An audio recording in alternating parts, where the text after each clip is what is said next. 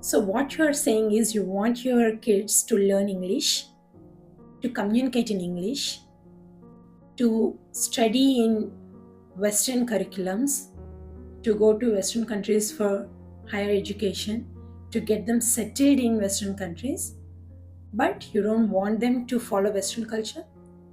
How do you think is this going to work out? You're just driving them to madness.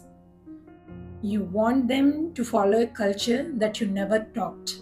You want them to teach their kids a culture that they don't understand themselves.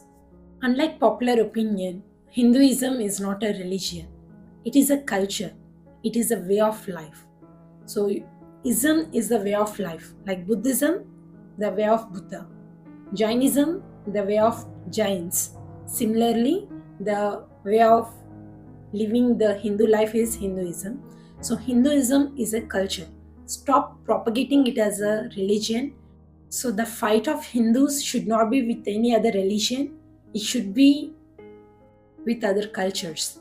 So, I'm not saying you have to fight Western culture or anything, because listen, language is something we use to communicate. It should not be the measure of knowledge. So, you need to understand this first. And I seriously feel pity for the people who think that they are teaching their kids English and it is the epitome of knowledge, and speaking better English is going to make them better citizens or people. No, it is not going to do any such thing. It is going to help them to communicate with more people who know this language. If you are not teaching Sanskrit to your kids, you are missing on a lot. I will tell you why. Sanskrit language has highest vocabulary ever. So, if your kids are learning Sanskrit, they are learning lots of words. They are going to memorize a lots of words, and it is going to help them with their memory, and also it helps with the clarity. Sanskrit language is known for its clarity while speaking and also while writing. So if a person can write and read Sanskrit, if they could speak in Sanskrit, their vocabulary is going to increase, their memory is going to improve, and also the clarity of thought is also going to increase.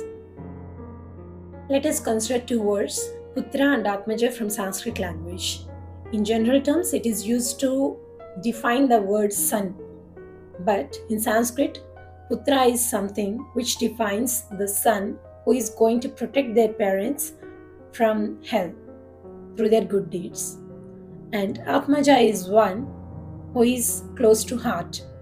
That means if you are labeling your son as Putra, you are not only defining his gender and his relation to you, but also his qualities. If you are calling your son as Atmaja, you are telling them how favorite he is to you. So there are zillion of these things in Sanskrit language, and I can say with the utmost certainty that many parents today haven't learned or read a literature in Sanskrit themselves. So how are they going to teach their kids? So you might be saying that this is what they are teaching in schools, so what do you want us to do? Well, they are teaching these subjects because you are paying them to teach this. If you demand them, and if you have to demand them, you have to have an awareness yourself.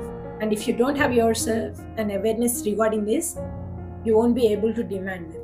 And if you don't demand Sanskrit in your children's regular curriculum, your children are losing a lot. Trust me. And if I have one regret throughout my academics, I totally regret not learning Sanskrit.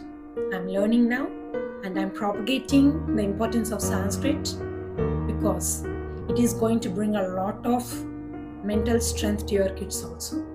I will tell you how in the next video, but Sanskrit has to be utmost importance in your kids' curriculum. I don't have a problem with the Cambridge curriculums and the International Baccalaureate curriculums that are being used in schools these days, but we should also introduce a Hindu curriculum where Sanskrit is taught, where our literature is taught, where the morals and ethics of the culture is taught. Because remember, even though your kid is visiting those Western countries or getting settled in those Western countries, they are going to ask their ethnic background at some point. And if they don't have any idea about the culture that they are coming from, they are going to be looked down upon by those Westerners who are well aware of their culture. So learn your culture first and then move on to other cultures. Expand your perspective, expand your knowledge. Don't forget your culture to learn other culture. It is not knowledge, it is stupidity.